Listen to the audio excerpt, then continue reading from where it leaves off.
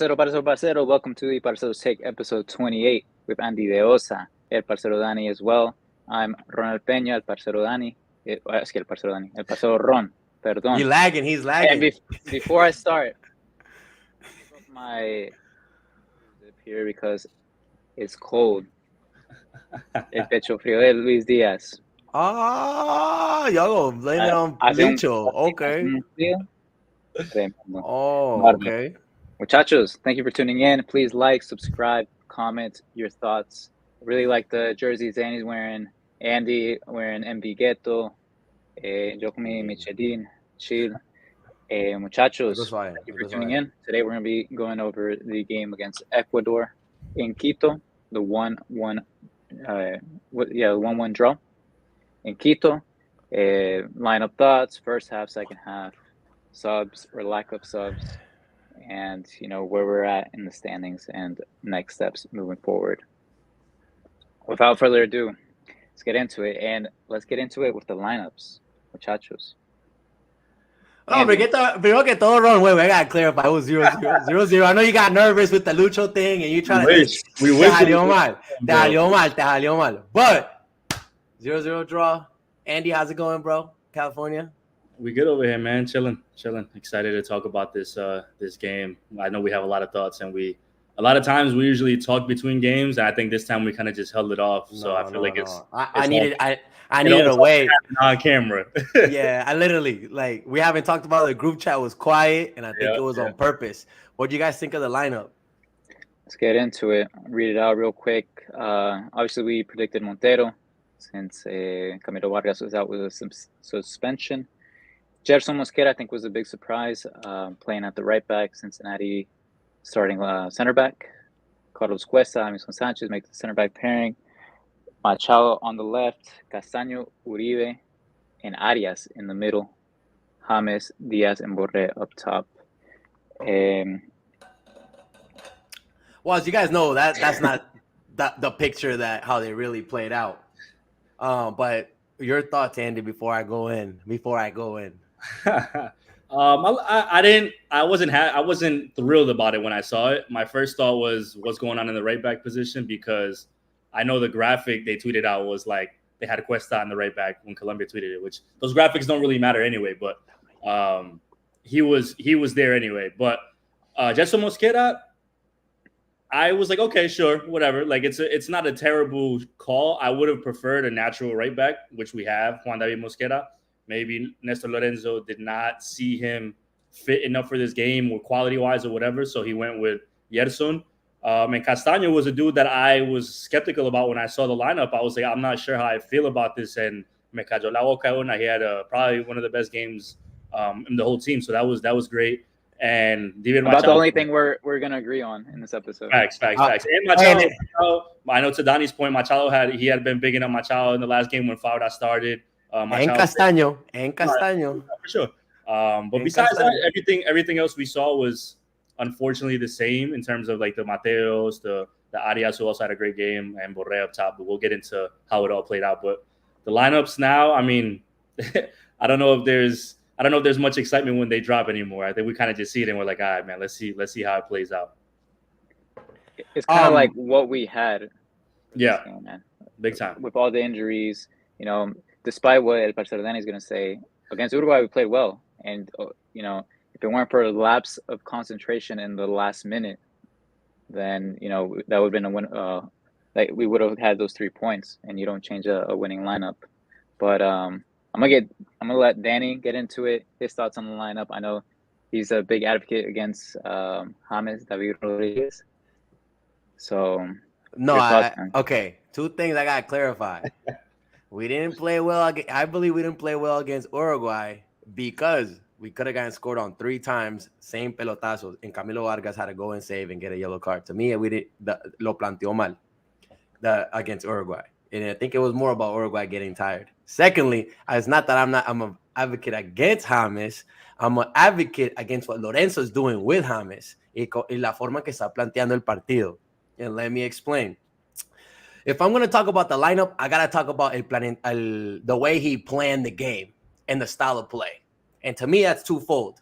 there's two different things that we got to talk about: defensively and offensively. Against Uruguay, we looked unorganized. Against Uruguay, the back line and the middle were completely disorganized, which is something that I think he planned well for this match. To this match, I gotta give it up. I gotta give it up on what he did in the back with having Gelson Mosquera at right back, because he used him as a right back, but not really. He was kind of the right center back. He kind of played three in the back. Gelson Mosquera, if you notice, that he never went up. He kind of stayed in chill, and he did it on purpose for the counters.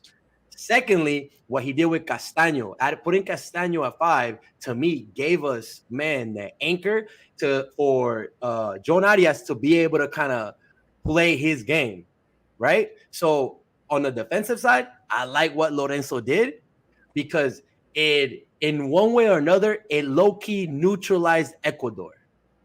For the first half and second half, you know Ecuador is dangerous. You know the quality that they have in the middle. You know their wing play. And for the most part, defensively, we neutralized them in the sense of we didn't look bad. We didn't look disorganized. So on that aspect, I gotta give it up to him that compared to Uruguay, we looked much better defensively. However, the same way you gotta defend is the same way you gotta attack. In the attacking aspect of the game, I'm still confused about what he's doing with James. Because everyone tells me James creates more chances. Yo, we had 2 shots in the first half. 2 shots. Not only that, what is he doing with if James plays? What is he doing with Lucho? I mean, with Borré. With Borré, I still feel like, in my opinion, offensively, what are we doing? Are we playing for James, or are we trying to create chances? Who created the most chances out of all the players? Lucho Diaz. Lucho Diaz. Look at with the PK. How did the PK happen? Was it passing? James created 2 chances, which was the most of any player on the field. Which ones? Like with the shot that he had on goal, and the pass and the offsides. Yeah, the pass and the offsides. Yeah, I went to Orre that didn't. I don't know if he got a shot off at the end or not, but he had a nice at the end of the first half. He had a nice through ball to Orre. And this is my thing. The way I like that you still have the graphic up. I like that you still have this graphic up, because I wish low key that 4-2-3-1 is the way Colombia actually played. Like that would actually be beneficial to who's on the field, because once again, if James is in that middle role, he's able to do what we need him to do, is create. But once again, they're taking Borré out of the equation because they're not playing in that natural formation. And I think that we see the good thing, like you mentioned, defensively, it was an improvement compared to the mess that they were against Uruguay, because you see Castaño kind of giving them a little bit of security in that role. I don't think Uribe had a terrible game. I don't think he had a good game, but Castaño to me reminded me of like when Barrios used to be on his game. Like you felt secure, like you knew what he was going to give you. He was going to be strong defensively. He wasn't going to second guess passes. He was going to be able to get the ball out quickly, and he gave you something in that midfield dynamically. But if they're not, that 4-2-3-1, I think is the best lineup to suit this personnel, because once again, you're getting Borré in a game and he's being inefficient. And when you have somebody in the striker position that's inefficient, you're not going to score, man. Like we get so caught up on the James and the Lucho and everything else. Like, bro, it took them a half hour to get their first shot on net, and that was that rocket that Arias hit from like Lord knows how far out, and it was a great shot. But it's like that's not on one person. That's once again tactics. Lorenzo setting the game up the wrong way, because I think these players could coexist on the field if it's that 4-2-3-1 formation that we see on the screen. And I think you touched up on something. Okay, go ahead. I said, like we said it before, like these qualifiers, and before the last qualifiers, what formation do we want to see Colombia play in? How do we want to see Colombia playing forward? 4-2-3-1. We've always said it, but it's been, that was Peckerman's preferred formation. We know Nestor Lorenzo is a disciple of Peckerman, and it's something that we could expect in the future. Right now, I think just it's so phased out. No one uses 4-2-3-1 anymore. So everything is 4-3-3. Castaño, I loved his game. He really shut my mouth. Like, I didn't know much about him, but I think he's on the radar of everyone right now. Just he played a great game, especially in the ball distribution. I think we had such a bad game just holding the ball in the midfield with Barrios. 31 out of 33 passes, Castaño. Sí, in the sí, midfield. es duro. And I mean, I'm not a big fan of passing accuracy as a relevant stat, but a lot of his passes made sense, were progressive, move the ball forward, and that's Did what I not really lose the like about ball. him. Did not lose Mhm. the ball in dangerous areas. He And was that scared. to me is the biggest point, not losing the ball in dangerous areas, something Barrios, did so much against Uruguay has done in the past.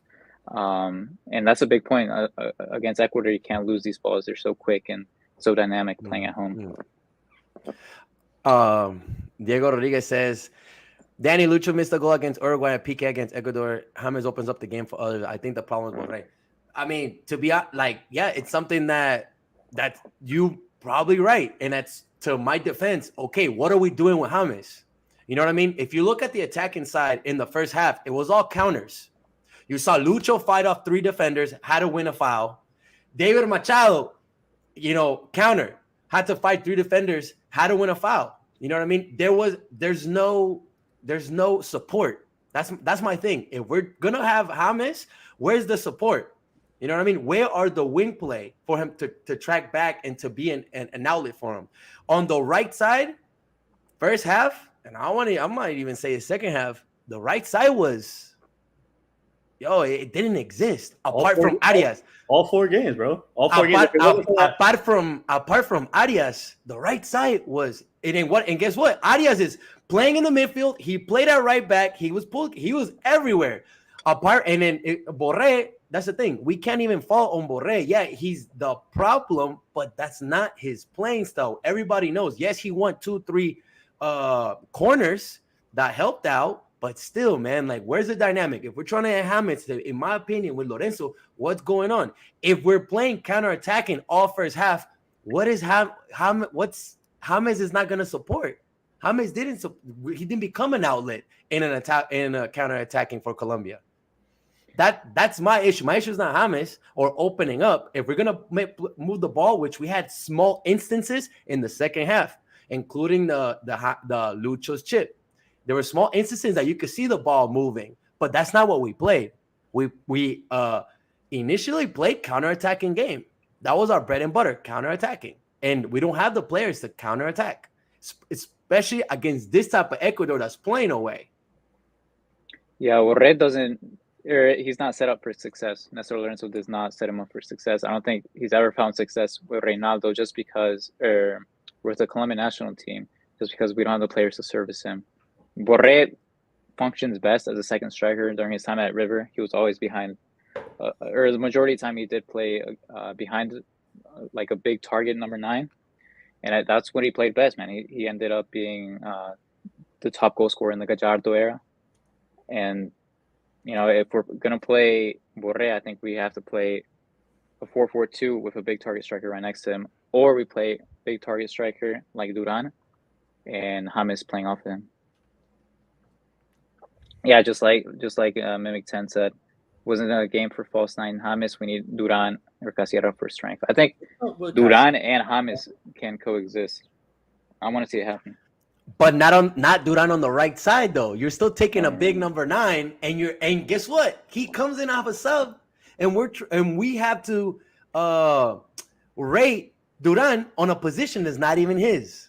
You see what I'm saying? And especially given the circumstances with how the gameplay, how fast this game was, the back and forth, I think we did a great, like Lorenzo did, like I said, a great job defensively and in the middle. However, the attacking, the creation that everyone tells me that James gives us, bro, I don't see it. 2 shots in the first half, that's not enough. And in the second half, in the second half, they're tired. Ecuador's getting tired. We're finding our pockets because at the end of the day, hey, James can play. James can play. With Castaño in the middle, that's giving Arias creativity, John Arias creativity to move the ball, which that's not even his technical position, bro. That's not even Arias' position. We're playing Arias out of position. Arias should be the one on the right side. No. In my opinion, yes, it worked the first game, and it worked during the in the first game against Venezuela. The moment you put him on the right, we scored, and it worked against Germany. It worked against Korea. Against Germany, he played an 8. He played as an 8 against Germany. Cuadrado was on the right. But to me, like I've said it before, Cuadrado was the not one have with the enough. cross. Colombia does not have enough depth in the midfield for Arias to play on the right. Arias needs to play the 8, and he showed it this game in the past couple games, man. He's been quietly really good. It's not and this is me not bagging on on John Arias and whatsoever, because in my opinion, him and Castaño to me were the man of the match. However, having Carrascal on the bench, having even Jasset on the bench, you gotta put Arias on the right. Something's gotta give. Something's gotta give, man. We have the tools to make a dent on these teams, bro. Now we're talking about Copa America. Know what we're playing. Look how Venezuela is doing. Are we not a better team than Venezuela? What we saw going into this match, we were like, man, like a point is a win for us against Ecuador. It's still bitter because we know we got the players. Like Carrascal didn't touch the field. So you're not happy with the draw?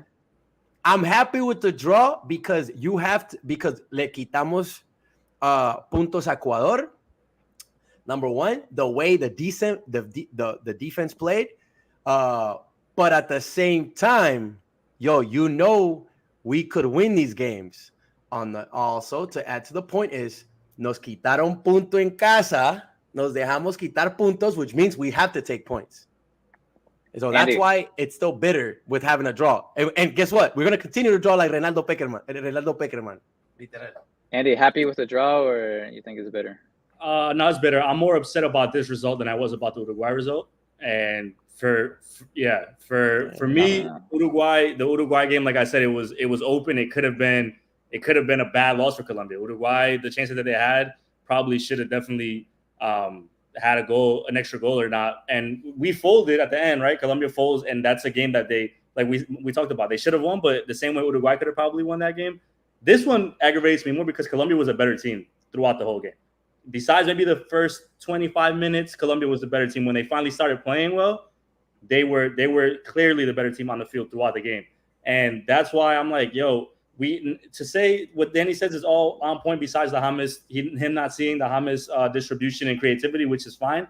But my thing is when you're the better team and you're playing that way, why can't you guys execute, right? And that's the issue to me. Hold on. It's my turn now. You just went off for a while. Let me go. So the thing is, to me, is like, sure, I still think there's a lack of cohesion in the attack. I still think there's a lack of identity in the attack. But to say that they weren't the better team, to say that they didn't have the chances, even though they did not execute, is another thing to me. And I think that James, in his own right, does what he does, right? He puts you in these chances. And I'm not saying that Carrascal can't. I'm not saying that Yasser can't. I'm not saying that any of these players can't. But to me, the reason why I was more upset with this one is because you have a game that you're I don't want to say dominating, but you're playing better. You have a moment that you create magic, which is the Lucho Diaz, that penalty that he creates on his own. And then we'll get into the conversation about him taking it, whatever the case may be. But those are opportunities that you do not fail at, bro. Like we talked about Uruguay when they had a PK, and then in the end of the game in Barranquilla. Were we nervous that they were going to miss that? In my head, I'm like, bro, this is a tie game. Like you knew he was going to score, right? Yeah. That's the stuff that we don't see from Colombia. I'm not saying that I was nervous at Luis Diaz taking the penalty. I'm just saying that nosotros somos I'm gonna say de malas in the term for not taking advantage of those opportunities, bro. Not taking advantage of that, having to have Camilo Vargas be the man of the match in the first 3 games, and then having to foul because defensively the back line is not where it needs to be. The little things that add up for Colombia, it's always the same thing over and over and over. So that's why this game got me a little more aggravated than the Uruguay loss, because I thought Uruguay had a merit to win that game, the same way Colombia had merit to win that game. I don't think Ecuador even had merit to tie this game. I don't think it should have been a draw. It should have been an easy Colombia win, in my perspective. So, in essence, pecho fríos todos. Were you guys nervous? I don't want to say that. Were you guys nervous when Lucho stepped up to the penalty spot? No. And I think I wanted to go back and look. We had this conversation. I think it was offline. I don't think it was on Parceros Take. And we said, if it's a 1-0, like who would take the PK? And I said Lucho, and I think Danny said Borré, and I forgot what you said, Ron. But the reason I said it, I think you said James. Yeah, that's right. And the reason I said it and we talked about it in the Discord was because in soccer, it's very common for teammates to let teammates take penalties that are not in a good form. So I wasn't surprised that they let Lucho take it because a player that is supposed to be the best on the team, right? And he's in a moment that he's missing. To me, I'm not surprised at all. They were like, yo, take it, go ahead. Because once again, in those situations, a player that plays in Liverpool, the best damn league in the world, you think that it's a penalty. He's going to deliver it. His teammate just did it a few days ago against us, right? You think that it's a natural, he scores this, he gets confidence, he has the merit because he made the play on his own out of magic, complete magic. Puro huevos, pa. Puro huevos. For the second time, for the second game in a row, Lucho has to grab the ball himself, take on 3 defenders to make something out of nothing. Yeah. See? So was I nervous with taking the ball? No, pensé que eres huevos. You know, the same thing that we asked from James, huevos. Que sienta la camiseta, que vaya y guerre, que pelee, que la bla. Same thing we asked from James. Back and forth. Yeah, berraquera. I feel like Lucho's showing it. Sure. Does he need to make it? Of course. But at the same time, man, a PK is a PK, man. It should have been called off. It should have been a retake. El arquero se adelantó. Yeah. Nowhere near am I making any excuses for Lucho because it is very unlucky. Se le ha cerrado la vaina. But if I look at the all grand scheme of things, the problem with Colombia is not Lucho. The reason why we're tying games is not Lucho. At the end of the day, you're not giving him any support from a 9. You're not getting him support from another side. The attack comes from the left side. That's it. That our attacking, it comes from the left side. Look at Mateus Uribe's goal. The attack comes from the left side. Lucho has to literally create everything. But you guys are telling me James is the one is the creator. He's the one making. I mean, both can be true, man. Both can be true, exactly. Like James does create, and James puts you in these positions. Like I said, he has these moments that he's gonna give you a through ball. He's gonna see a pass and make a pass that other players on the field are not gonna make, and that's 100% clear. But the problem is that, like you said, Lucho is on an island. He's not getting support. So to say that Lucho, sure, he's trying to do everything on his own, does have nothing to do with that. James is creating, but it's working. But it's creating. It's not. Is it working? Is it working? I mean, it made a PK, and it scored a goal. You're just telling me it's not working. And right? Is it working for real? Because it made a PK. Him doing it on his own, he's making chances. Literally, going off of what's it called? Beating defenders 1-on-1, individual play. Brilliant. We're talking about individual play. So let me ask you something: are we playing to Lucho? No, we haven't been this whole time. Are we playing to James? I don't think so. No, not necessarily. There's no cohesion, bro. I don't think if they were playing to James, I think you would see a different style, like force the ball to him. I don't think they're trying to force the ball to James, but I think Colombia realizes that the way that he's in this game right now, that's the nucleus. That's the person that's gonna make these passes and keep the ball moving forward. I don't think Colombia is trying to force him the ball, but once again, because these players are out of position, because Borré is not playing a natural spot, because Arias is roaming around, because you don't have anybody on the right wing. Look at the Uruguay game when Santi Arias makes that run, how clean it looked. We didn't get that from Gerson, obviously, because they didn't want him to move forward. But when you don't have these elements around you the way that it's supposed to, you're not gonna get the best out of James. You're not gonna get the best out of anybody. And it goes back to the problem. So if we're not playing to James and we're not playing to Lucho, first question is, what are we playing to? What is Colombia playing to on the attack? The counterattack, right? They're trying to counterattack, and it's clearly not working. So if we're trying to, how we can counterattack with James as a 9 and Borré on the right? That you're not saying anything that we're not disagreeing. Exactly. You see what I'm saying? Like, but I'm just asking questions. I'm just asking questions. And to your defense, which is why it doesn't work. And to your defense about Santi, how it looks so clean. Dude, if you look, go rewind that play. If you look at the tire legs, bro, from Uruguay, you can't put everything on tire legs, though. Tire legs happens in every game, not in every game. Not in every game. I'm not gonna let you. Go back and look at the replay. I guarantee you. We could talk about it. You're saying, no, let me finish. Dejen hablar, parceros. Hey, yo estoy dejando hablar. Yo estoy dejando hablar. I'm saying, all I'm hearing is blah, blah, blah, blah, from both sides, man. Like I don't understand what anyone's saying. Just one talk at a time. Take a deep breath. I'm responding to what Andy said. For sure. Okay. So let me finish my thought. Let me go off King. Put the go off King. Let me put the go off King. Okay, dale. So, bro, is the second half. We already talked about in the previous Parceros Take. It's after the 30th minute. Uruguay was tired. Go back and look at the replay. How no one tracked on Santi. Santi had two chances to start that run. He took that long for nobody to follow him. So, sí, eso es en Colombia. Caracol contra RCN. Danny's been watching too much Carlos Antonio Vélez. Oh, he's been in his Carlos Antonio bag, bro. Hey, go look at the previous Parceros Take. Everything I said was before Carlos Antonio Vélez said it on his part. He's watching us, bro. He's watching. That timestamp is there. The timestamp is there. I just don't see what we're playing. My thing, like I said, I'm not anti-James. The magic is there. He showed, even in the second half, it showed small little associations with Arias. But at the end of the day, we're doing counterattacking. It doesn't make sense for me to have James as a 9 and Borrell on the right. That's all I'm saying. That's all I'm asking questions. No, analyzing the game. Like I said, we agree, bro. We're all in agreement with that. It's not. Once again, it's not the personnel to me. It's the tactics. It's what is Nestor trying to do? Because, like I said, these players can coexist if you have them in right positions. That's my thing. It's not about, we need James to be off the field and we need some, like, these players to coexist. That lineup is good enough to be able to work together if they have the right format, they have the right tactics, they have the right approach.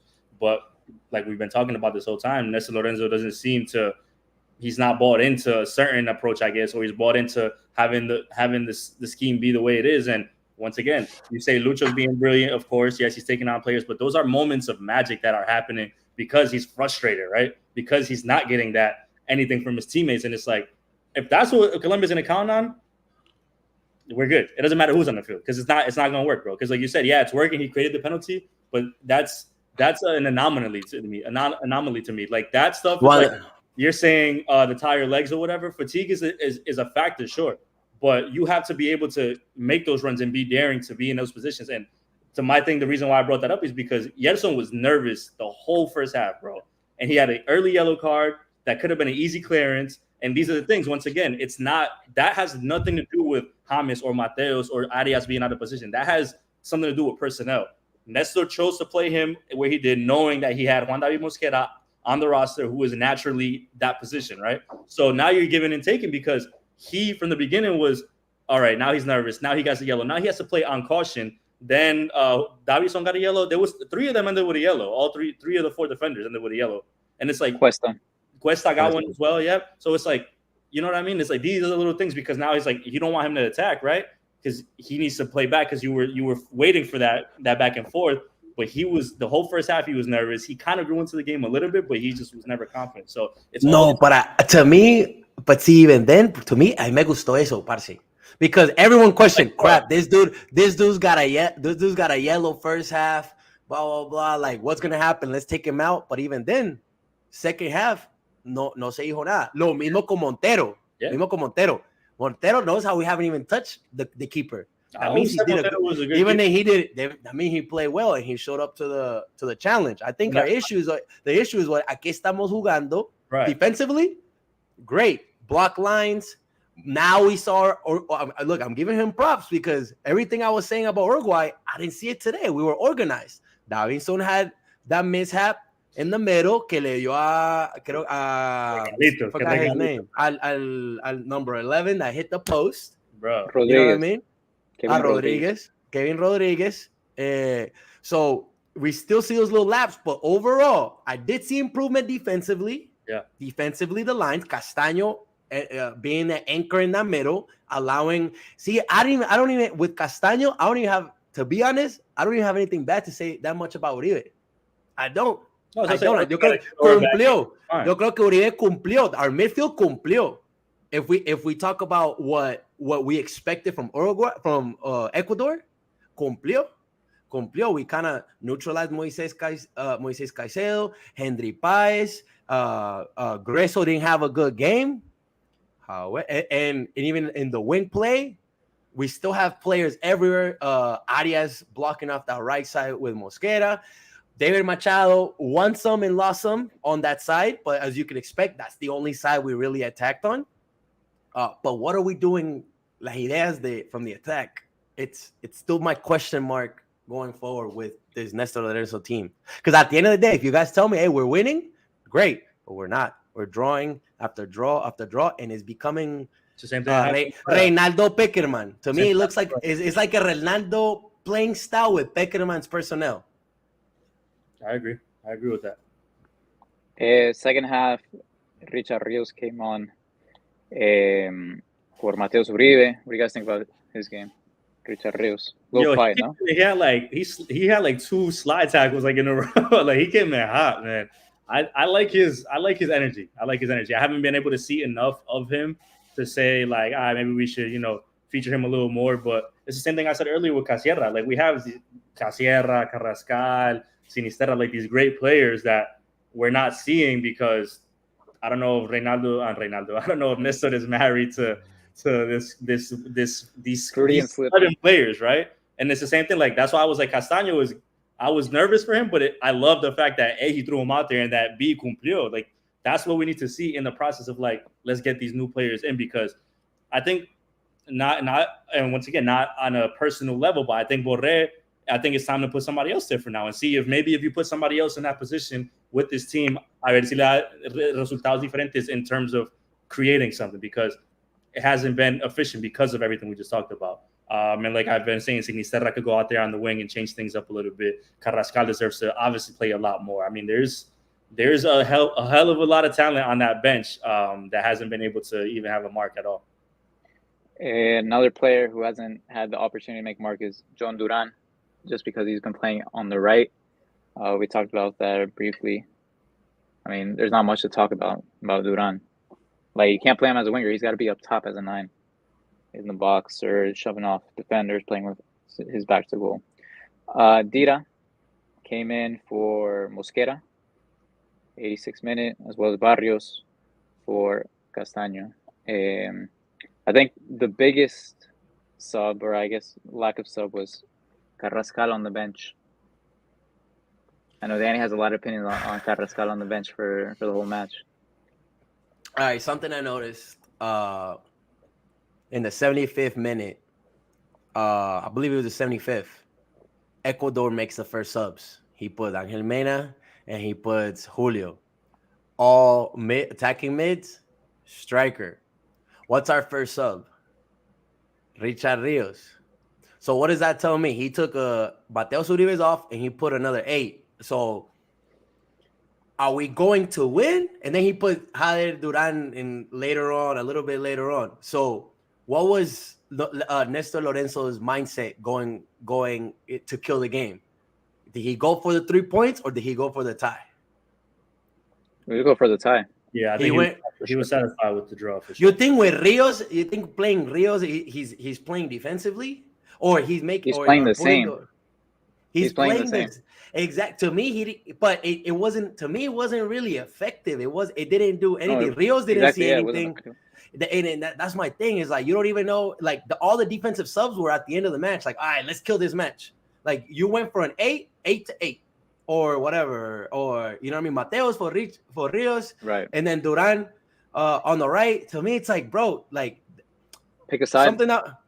Something that we liked about Lorenzo as the qualifier started, and what we liked about into the Venezuelan match was when we talked about it. It was like, yo, his ability to read the games and put in the right players to spark something. That's the second match. I don't see any spark, and he's not really picking a side. Yeah, he went to for the tie. Go defensively. Let's hold the ball more. You know what I mean? I didn't see Rios. I would have liked Carrascal. I didn't see Rios to make much of an impact. Nothing against Rios. I like the way he plays. Very foots out light, keeps the ball. You know what I mean? Good on his feet. However, I'm not seeing that for the second match. For the second match, the disrespect on Carrascal, I don't understand it. Is he injured?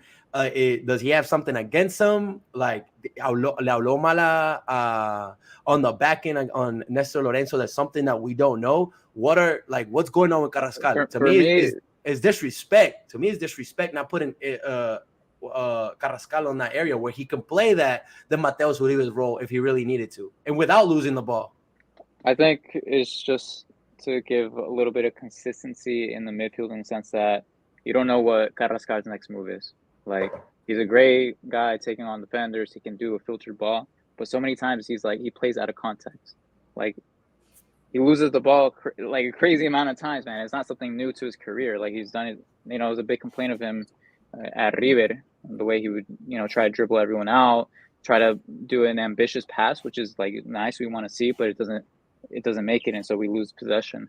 He kind of loses his head in that sense. Plays out of context. So in that particular case, why is James playing the 90th minute? Because he doesn't lose the ball. I was surprised by James playing the full. James played like, that's shocking to me. He's not gonna give you back and forth throughout the whole game. Why are we still married to James? 90th minute for James to play? James wasn't a factor at the end of the match. Like, why is he married to? Okay, so Carrascal loses the ball. Let's do the same thing. James was the guy that lost. If we got datos on data, James was the guy that lost the ball the most. But I'm not, and I know, I don't take, I'm not the type to take datos out of context. Like, I understand what he did, and of course, he's receiving in the air, so he's losing ball. He has a 9. Of course, he's not going to be able to hold up the ball as a striker. However, okay, James is tired. He's not going to give you the back and forth. Why are we taking on James? Like, why is he playing full time? Where is the Yasser Asprilla? Where is the Carrascal? Like, let's do the spark. Come on, like, okay, you want to start James? Cool, give him 75. But to give him full 90, there's more than I don't understand. And honestly, I don't even think I think 75 is too much. Like, we're talking about a player that was slowly getting back into form with Sao Paulo, and I'm happy, obviously happy to see him playing. But once again, to that point, is like the switches need to be there to be efficient, right? And waiting till the 75th minute to make a sub in general is, I think, too long, because you're only giving somebody 15 minutes to try to go and change. It's crazy. When you have that talent, and it goes back to the formation again, when you have a formation where people know their spot, it's a lot easier to switch like for like. Like you're saying, like going in, going out, like certain players don't have enough of an effect because they're going in and they're like, all right, what do I need to do? What is my job? Like, what is my role in this moment that I'm coming in the 75th minute? What does he want me to do? Instead of coming in and being like, I know exactly what I need to do because I just subbed out like for like, because the formation is clear, because the tactics are clear, because the idea is clear. Nobody's giving you that in the 75th minute and beyond, bro. Like, it's very erratic to me, and I think that's the thing. Like, I know in the game now, coaches like to wait a lot longer for things to progress, but it's everything the opposite of what we saw from Nestor Lorenzo to start to make these subs. Like, especially in scoreless games and draws, like that's the opportunity, because when you're up or when you're down, then you have a lot more of a pointed idea of what you want a sub to go do when you're up in a game, when you're down in a game. When it's a draw, it's open either way. So you need to be able as a coach to bring somebody into the game that exactly, like, all right, bro, this is what we need here.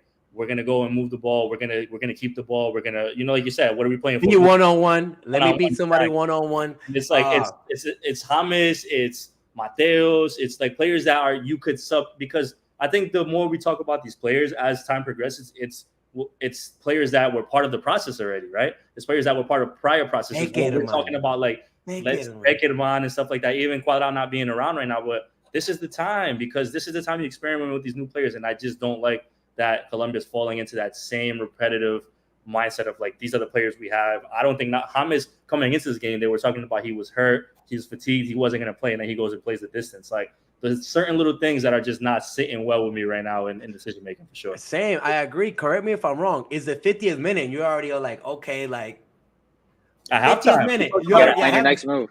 Yeah. Where's the next sub? Let's do something. Like, poquito pecho frío. Hablando de pecho frío. Pecho frío, Lorenzo. Yeah. No, Lucho, pecho frío, Lorenzo. Like, boom. Okay, we need a spark, whatever. We're organized here. Boom. Asprilla on the right side. Asprilla se puede asociar. Asprilla could be your one-on-one. Asprilla could receive it and cut in. Asprilla could counterattack. Asprilla, let's bring Asprilla. Even Carrascal, bro. Carrascal could make something out of nothing. Could show some support for Lucho. Show some support for James. Even James, bro. Right. Show support for James. The chat's really loving Asprilla. Asprilla, I think, should have came in for 1,000%. For James on the right. I would have liked to see that. That's because he's so dynamic, man. Sure. He's fast. He's got the vision. You said Asprilla for James? See, in the second half. Yeah. Okay. No, I told you during the match. Like, I want to see Carrascal and or Asprilla. But to me, those were like Andy said, it's so different from what we saw in the friendlies. Like Nestor would make those subs, knew what he needed to do to win the match. Now it's like he doesn't choose to defend, he doesn't choose to win the game. It's like you're stuck in the middle, and you can't be in that gray zone. And it's like, okay, we want James to win, pero pongámosle herramientas para que se asocie. You don't think James and Carrascal could play? You don't think James Carrascal and Asprilla on the right? Eso más, y con John Arias ahí también ayudando a defender y atacar. Bro, let's give him the tools. But to me, se está pasando el pecho frío. And the results, bro, I'm not happy with this draw. I'm not happy because of the draw against Uruguay. I'm not happy with this one. Y estamos viendo que otros equipos are taking advantage. The results didn't help us out at all, man. Before we get into the results, let's finish out Ecuador. Lo bueno, lo malo y lo feo. Muchachos, lo bueno del partido. What was the best, lo bueno, the good of the match? Comment in the chat. Can you guys hear me? Now you're good. Yeah, my mic was... Lo bueno. Dele, empieza usted. Castaño. I've been calling on his name. We weren't unsure because he hasn't really been playing much on Cruz Azul. With the absence of Lerma, he really gave us balance. Y ahí, ojo, que no juega en la misma posición. Technically, he's playing Mateus Uribe's position in that middle so that Lerma could play on the left side. Mateos was playing on the left side of the 3 this time. So to me, indiscutible, Castaño has to take that role of that 5, right? That anchor in the middle. If you look at the way he played in the friendlies, he played well. Lorenzo started him. He started him today. I play him against Brazil. So what are you gonna do when Lerma comes back? Bench Uribe or Uribe? Uribe's got to go on the bench. Uribe's the old man. No. Hey, yo, Andy got excited there, or is it earthquake or what? Hey, and not so back on Uribe. I felt like the midfield was more effective. Was very effective in blocking, playing against their midfield. It's just that if you compare it to production wise, the work rate of John Arias and Castaño, they were better than Uribe. Not saying that Uribe played bad, because I gotta give him his flowers. He helped neutralize Ecuador's midfield. Andres dice, one thing I like seeing is that without Ospina, our goalkeepers are very solid. Montero wasn't out of this world, but he did his job. I agree. Montero had that one save, that free kick early that he got a hand on, man. Hit the post. That's that height coming in. And I think Ron mentioned it, which is a great point in the last episode about playing in altura, and they were talking about it a lot on the game. Like, as time goes on, players that are used to that altitude, definitely, you could tell that that's something that he's used to, and it came through clutch. Cumplió. Montero cumplió. Sure. I wasn't nervous at all. As of right now, he won that second row without seeing Mier. He cumplió. He didn't look shaky. He needed to be there when he needed to be there. Cumplió. Andy, lo bueno. Lo bueno for me, I'll go with John Arias. I think if there's one player on this roster that has solidified, like, he needs to be a sure starter, the way that we saw Lucho and the way that we probably still do, but in a different eye, is John Arias. I think he's been solid in these first 4 games. He's giving you a little bit of everything, and the same way we're talking about Castaño, he gives you that security that that he's going to be smart on the ball. He doesn't second guess it too much, and I think that's in the position that they kind of have them playing. That's what you need, and you need somebody that's going to, like I said, move forward with confidence, but also be able to give you something else. And I think that we've seen a little bit of everything from him in terms of assisting, in terms of taking on players, in terms of defending. Like, he's been good. He's been more than good. He's been really good for Colombia.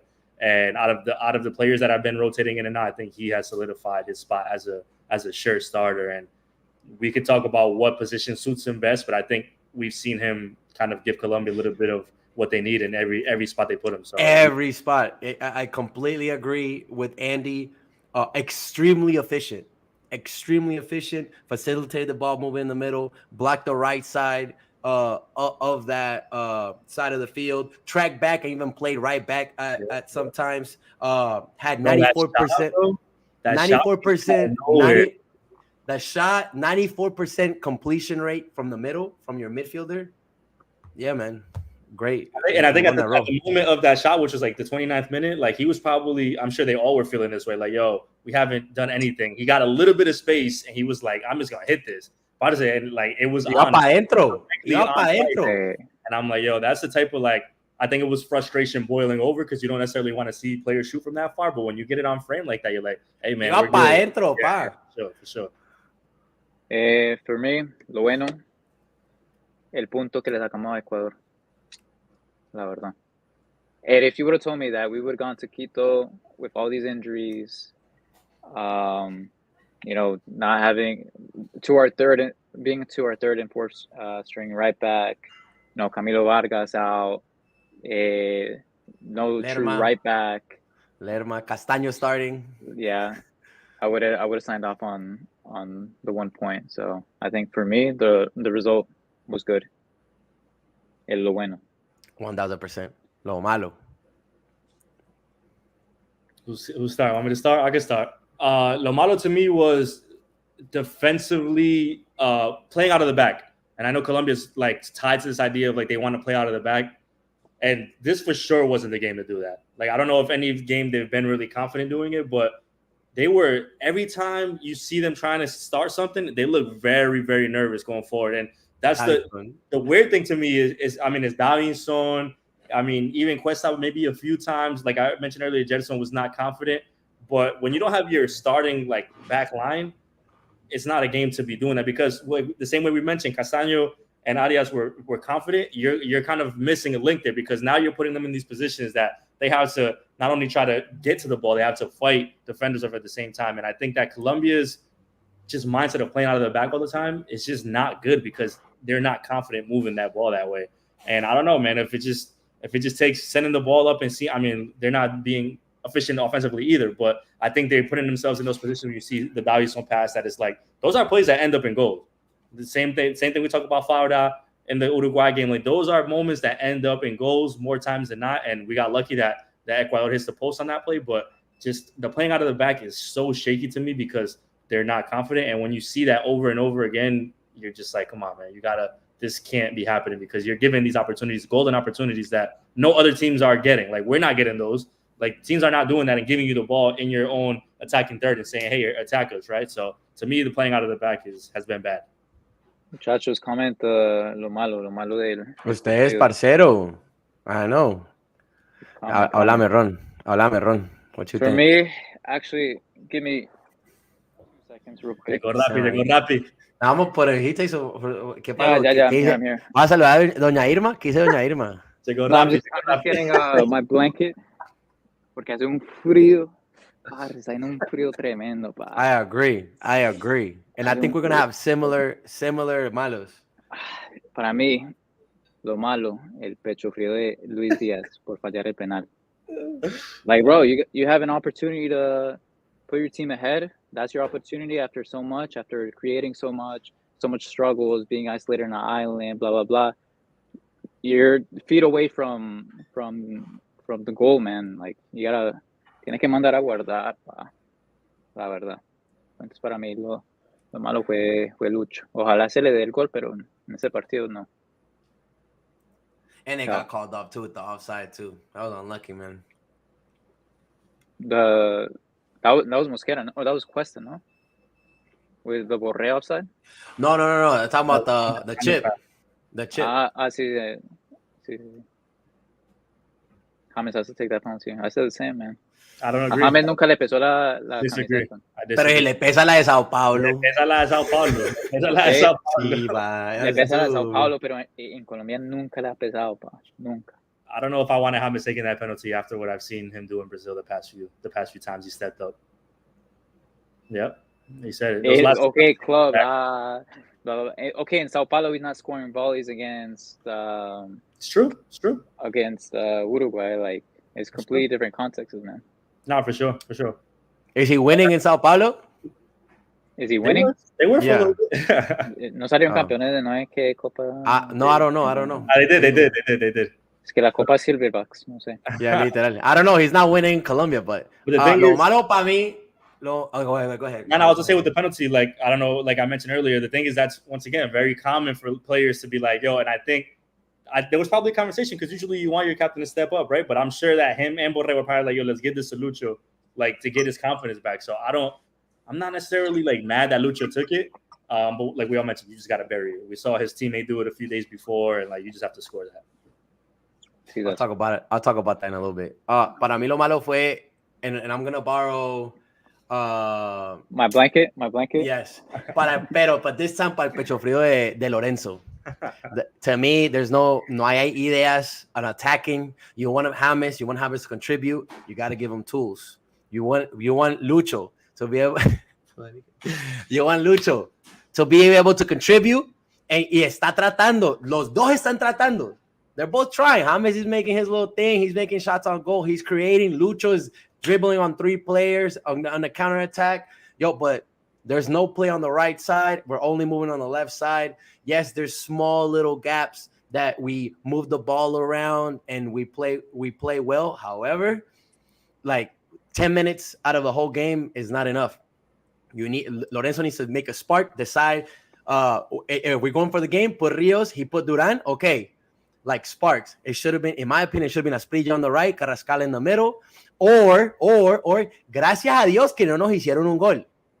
Because then we would have been talking about, hey, what did you choose? That's the same thing that happened against Uruguay. Luckily, Ecuador didn't score on us, but you got to make a decision. If we're going for the win, make the right subs. If we're going to hold back, make the right subs. Pecho frío. No quiso ni ganar, ni perder, ni empatar, nada. To me, pecho frío. Lorenzo. He's making us talk about versus James versus blah, blah, blah, and Borre, making Borre look bad, making Lucho look bad. Like, yo, give us the tools. Let's think about what we're going to do and give us the tools. Qué bien, parece justo. Lo feo, muchachos. Comment in the chat. ¿Qué le pareció lo feo del partido? Lo feo to me is on Luis Diaz, but it's more so what we already mentioned. Is him just having to do too much on his own. And my thing is Lorenzo acknowledges it, which is the part that gets me the most upset. Like he went out and said it after the Uruguay game. We need to play more to Luis Diaz. And you're not seeing that. And I think that's the biggest sign of something's missing. If the coach is saying we need to do this and they're not doing that, then what's the issue, right?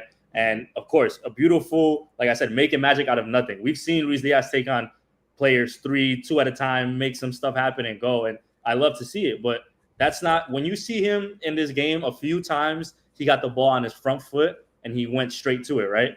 But he's against 3 defenders. Against 3 defenders. And you see his pace, you're like, oh, yes, he has the ball. It's still the thing that gets you excited about watching Colombia, where you're like, oh, he has the ball. He's going to do something crazy. And then you look and he stands there and he's like, what's the next move? Like, I'm going to have to keep going or I'm going to have to pass back. And that's where the play is getting killed. So for me, there's been a lot of conversation around Luis Diaz, rightfully so. Missing the penalty does not help.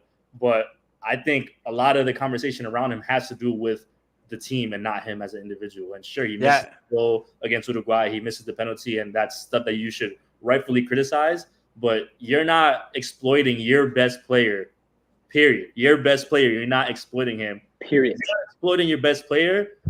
Looking at other teams in the region, how they're playing, Colombia's going to be in trouble. I agree. I was going to say the same thing with Andy. I think the talk around Luis Diaz, Brazilian players protect their Brazilian players. Argentinians protect Argentinian players. If everybody's against Lucho right now, if Lucho makes that, what's the narrative? Un crack, se puso el equipo a la camiseta, blah blah blah. Rightfully so. But at the end of the day, it's important to, yes, he missed it. It tells you a lot where he is mentally. PKs, you gotta have la jerarquía. You gotta have la jerarquía del queso derretido de Núñez.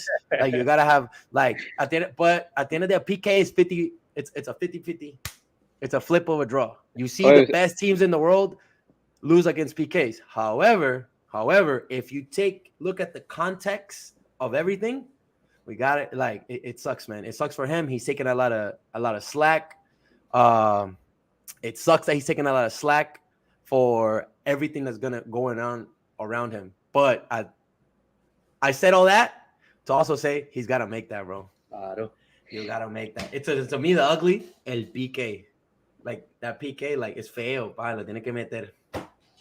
For me, Ecuador. They didn't do shit all game.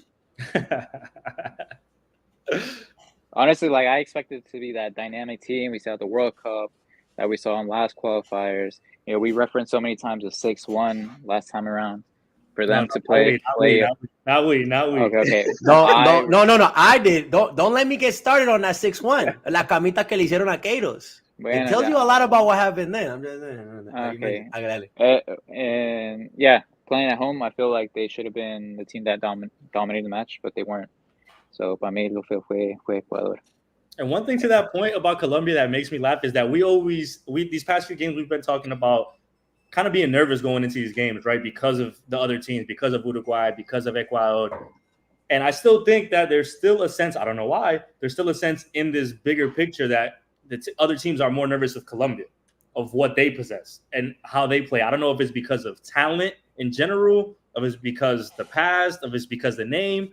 And I'm like, it's funny because it's a different perspective when you talk about it as like a fan, as an analyst, whatever, than what the team see. And I think Ecuador was scared of the matchup from off rip, even being at home. And I think that once that initial 20, 25-minute stage passed, like I said, Colombia was clearly the better team. And I think Ecuador was kind of like, we're going to be in it because they were so much better defensively than they were against Uruguay. But to the point is offensive, no attack, no cohesion. It's going to start dwindling because they're not scoring. They're doing the same thing they were doing the last qualifiers. And teams are going to start. You're going to see the Venezuelas come in. You're going to see the maybe Paraguay in November come in and be like, yo, we could go toe to toe with this team. What do they have that, that's that scary? If Lucho's missing PKs, of James is over here, or Borres being inefficient, if James is going 90 and not giving you the last stage of what you need, they're not making these subs. Like it could get serious, man. Speaking about the other teams in CONMEBOL, let's take a look at the table. Colombia, 1 win, 3 draws, 5th place. Leapfrogged by Venezuela, who had a 3-0 win against Chile. Los niños de Arturo Vidal siguen durmiendo. Esa es una noticia. I saw that. At home in Barranquilla and Paraguay away. Both winnable matches, in my opinion. Yeah. No Neymar, obviously, for Brazil. Unfortunately, tore his ACL, got banged up in that Uruguay game. I said it to you guys joking, but not really. Ese Brasil está normalito, pero que nos golean en Barranquilla, fijo. And Arias misses that Brazil game because he has yellow card accumulation, which we just talked an hour about how great he's been, and that's going to be a big loss for Colombia in that Brazil match. Something to take note is that Ecuador did start with a -3. So technically, if we would have been straight up, they would have been ahead of us and would have been under Venezuela and Ecuador. Mm-hmm. So it's something to keep in mind with all these draws and all these missed chances that we're having. They, as we learned last time with Reinaldo, they add up. And Venezuela, they're playing well. They're playing well, man. They're taking care of their chances. The game with Brazil, Neymar down. However, I think they play better without Neymar. So, and it's something that we'll gonna get into on the next Parceros Take before we do the preview for the next couple matches. Colombia has never beaten Brazil in World Cup qualifying. If now, no, then when? It needs to be now. Tocó llamar a Carlos Baca, a Camilo Zúñiga. Bring in the goons for this game, bro. Bring in the goons. Jason Murillo. Exactly. That scored in that match. Bring in the goons. I mean, Brazil's Brazil. We know that, and we'll talk about that more when we do the preview. But yeah, I mean, it's an opportunity, and you also have to once again think about like this window. The back line was so just sporadic because of the injuries, because of things that happened. Will they get Lukumi back? Will they get Mina back? Will Santi Arias be back? Who will be in the middle of MLS playoffs, if I'm not mistaken. So he might not even be for the call-up. So it's going to be interesting to see. It always starts with the people that get called up. But once again, we've been talking about like, these players, all the talent we have, let's switch. I would love to see Casierra get some time. We already talked about Carrascal. But if you didn't put him in against Ecuador and Venezuela, papi, van a jugar contra Brasil lo que ya jugaron. And it's that simple. So with these two, how do you guys feel with this 2 points out of 6 against Ecuador and Uruguay? To kind of sum it up. Should have been 4. I think we expected 4, but We'll take the draw in Quito and now look at the Uruguay game through a microscope. Just kind of forget about it. It is what it is. Okay. I'm not like it should have been more, but I agree. I don't think I'm as mad as a lot of people I've seen because it's just the second window. It's just the fourth game. Like this goes for a long time. But we have so much to look at in the past that we kind of start correlating with what's happening now, and that's where it gets tricky. But 100% agree. It should have been 4. I think the Ecuador match was 100% winnable. I think Uruguay, I was fine with the draw, even though that should have been a win as well. But listen, it's not Peru, right? Colombia doesn't look terrible either. They're not at the bottom of the table. So you got to learn. You got to learn from these experiences. I think the further we get is to see how they grow, if they do grow, because we've seen these steps. We saw the steps defensively. They got better from the Uruguay game. But we said the same thing about Rueda. They had that stretch where they were just tying, and they looked better defensively because they weren't getting scored on, but they weren't doing anything offensively. So I think Nestor has his work cut out for him for sure, man. I think the process, man. I'm not as scared because the defense against Uruguay worried me a lot. He kind of cleaned that up, cleaned the lines. I think Castaño coming into the mix hopefully provides an anchor. John Arias continues to solidify himself. Montero gave us a positive. Now he showed up there. Hopefully we get some of those guys back to kind of help solidify this starting 11. And if everybody comes back healthy, hopefully there's some more offense structure, kind of like, hopefully we get structure in all lines, not just here, but here we suck. Like now, yeah, we're attacking with James, but we're getting thrown defensively. So hopefully there's more balance to the team, because right now there hasn't been much balance. I think right now it's just trial and error.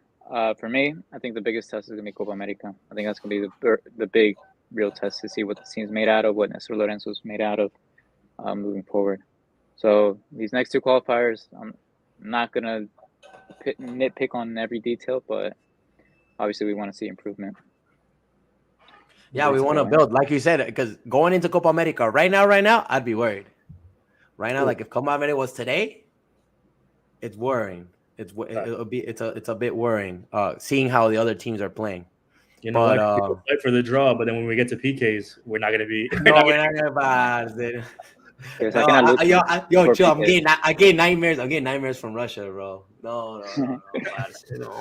Hey, Parceros. Hey, before we log off, we're running a giveaway with Brisa's Brands, giving away a Colombia reversible jacket and some empanadas. There are 3 winners. Actually, technically, everyone's a winner because everyone gets 15% off their order starting November 1st.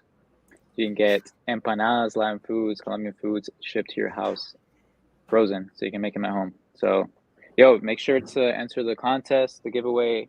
It's on our Instagram, and hopefully one of y'all wins it. I want that jacket, Andy, bro. That jacket look clean, bro. I'm gonna keep I'm gonna create a Finsta and enter. You know what I mean? I don't know if I want the jacket more or the empanada. The empanadas one pretty cool. The empanada look dope. I know we're like working with them, but like even if we weren't, like the empanadas one rica. Nosotros la hemos. Because they sell at Red Bull Arena. We tried them before. They're really good. And at FSU. And Orlando. Pero todo bien, parceros. Thank you for joining. Shout out to everyone, Santiago, Andres, Jay, everyone who joined and stay tuned with the live episode. Shout out to Andy. Andy being more consistent than Lorenzo, bro. Hey, man, I'm there, bro. A mí no me pesa ninguna camisa, la de Medellín, la de Colombia, lo que sea. And you don't have the cover. You don't have to cover yourself. I got the AC on, bro. It's like 80 degrees out here right now. Exactly. Coming in hot with the takes. Go off, King. Go off, King. He's like, no, hold up. My turn. I had him put him on full screen. Bueno, muchachos, thank you for tuning in. Like and subscribe. Y nos vemos para la próxima. Against Brazil. Next month against Brazil. Nos, parceros.